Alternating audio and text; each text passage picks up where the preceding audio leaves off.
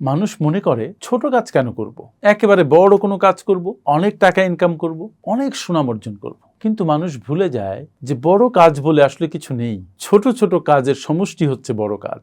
আপনি প্রতিদিন মানুষের সাথে সুন্দর ব্যবহার করেন, প্রতিদিন কিছু টাকা সঞ্চয় করেন, প্রতিদিন স্বাস্থ্যের জন্য কাজ করেন, প্রতিদিন মানুষের জন্য ভালো চিন্তা করেন, প্রতিদিন আপনার জন্য সমাজের জন্য কাজে লাগে এমন কিছু করতে থাকুন। এক সময় যেয়ে দেখবেন যে আপনি নিজেই একটা মহির হয়ে পরিণত হয়েছেন। তাই ছোট কাজে মহত্ব নেই, এই চিন্তা থেকে সরে আসতে হবে।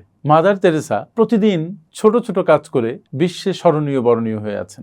রবীন্দ্রনাথ প্রতিদিন ছোট ছোট কাজ করেছেন, কিন্তু তার সমগ্র জীবনের কাজ একসাথে করলে তিনি একটা বটবৃক্ষে পরিণত হয়েছেন। সো ছোট কাজকে অবহেলা করবেন না। ছোট কাজই আসলে বড় কাজ। ছোট কাজই আপনাকে নিয়ে যাবে আপনার সাফল্যের শিখরে। তবে সেটা ডিসিপ্লিনড ওয়েতে সুন্দর করে কনসিস্টেন্টলি লম্বা সময় ধরে করতে হবে। Thank you.